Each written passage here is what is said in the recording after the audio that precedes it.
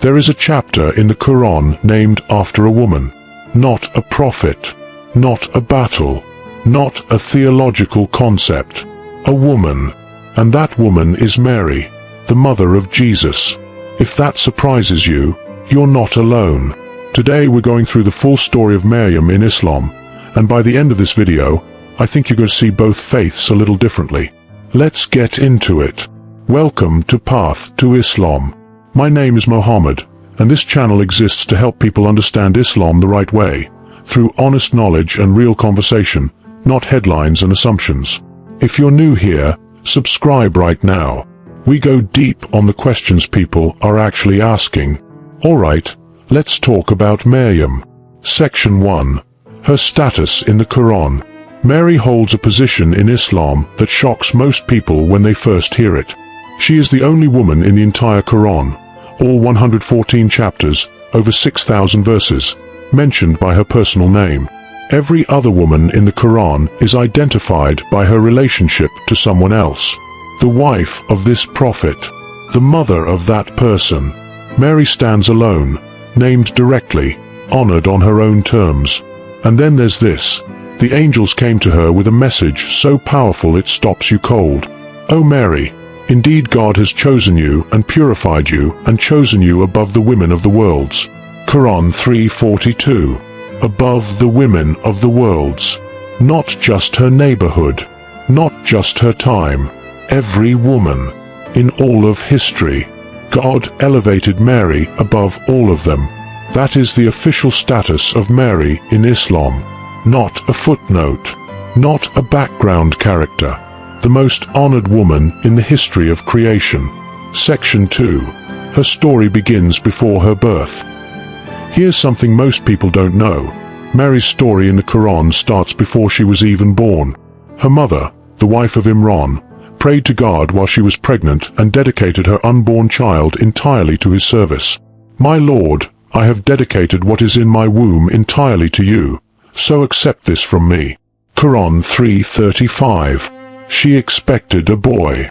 She had a girl.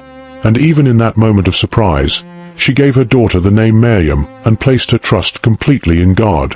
Mary grew up in the care of the prophet Zechariah, and something remarkable happened every time he entered her prayer chamber. He found food that no one had brought her. He asked her, "O Mary, where does this come from?" She answered, "It is from God. Indeed, God provides for whom he wills without limit." Quran 3:37. A young girl, still a child, speaking about divine provision with the calm certainty of someone in direct communion with God. That moment left a prophet of God humbled and amazed. Section 3. The Annunciation. Then came the moment that changed everything. An angel appeared to Mary in the form of a man. She was frightened and immediately sought refuge in God. The angel reassured her, and then delivered the announcement, "I am only the messenger of your Lord to give you the news of a pure son." Quran 19:19. Mary's response was honest, human, and completely understandable. "How can I have a son when no man has touched me?" Quran 19:20. She didn't just accept it silently. She asked. She questioned. And that honesty is preserved in the Quran, because Islam honors her humanity alongside her holiness. The angel's answer was firm and clear. This was God's direct decree. He says, "Be," and it is. And then, in one of the most raw and emotionally real passages in the entire Quran, Mary goes through labor alone, holding a palm tree, in real physical pain, crying out that she wished she had died before this moment. God responded to her immediately, gently. He told her to shake the tree. Dates would fall, to eat, drink, and be comforted. And then, he told her exactly what to say when she faced the world. Section 4. The Walk Back. This part of Mary's story doesn't get enough attention. She had to walk back to her community carrying a newborn baby. No husband. No explanation that anyone would believe. In first-century Palestine, that was not just socially difficult, it was genuinely dangerous. She walked back anyway. Her people confronted her immediately. The accusations were harsh. They questioned her honor. They questioned her family. And Mary, following exactly what God had told her, said nothing. She pointed to her baby son. Her people were confused and frustrated. How can we talk to someone who is an infant in the cradle? And then the baby Jesus spoke. Indeed, I am the servant of God. He has given me the scripture and made me a prophet. Quran 19:30. Mary stood in silence while God defended her publicly, miraculously, and completely. That takes a quality of faith that is almost impossible to describe. She trusted so fully that she didn't even try to defend herself with words. She knew God would handle it. And He did.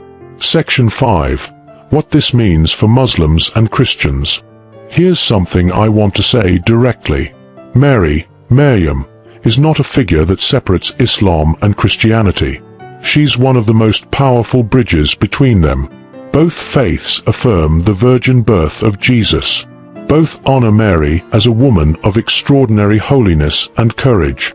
Both hold Jesus as one of the greatest human beings who ever walked this earth. The narrative that Islam and Christianity are purely opposed, that they share nothing, simply cannot survive a serious look at how both traditions treat Mary. The Prophet Muhammad named Mary among the 4 greatest women in all of human history. Loving her, honoring her, believing in her miraculous story, that's not optional in Islam. It's required. Every Muslim believes in Mary. Every Muslim believes in Jesus. That's not a political statement. That's Islamic theology. And if more people knew that, the conversation between these two great faiths might look very different. So here's where we land. Mary, Maryam, is the most honored woman in Islam. The Quran says it plainly. The Prophet confirmed it. And her story, the courage, the pain, the faith, the silence, the vindication, is one of the most powerful stories in any religious tradition in human history. She's also proof that Islam and Christianity share far more common ground than most people are ever told. My challenge to you, read Surah Maryam. It's chapter 19 of the Quran. It's short. It's accessible in English. And it might completely change how you see both Islam and the woman at the center of this story. If you want help starting that journey, my free guide is in the description below. It walks you through key Quranic stories with context and clarity. Drop your questions and reactions in the comments. I read every single one. If this opened your eyes to something new, hit that like button and share it with someone who needs to see it. A Christian friend, a curious neighbor, someone asking questions. Assalamu alaikum. See you in the next one.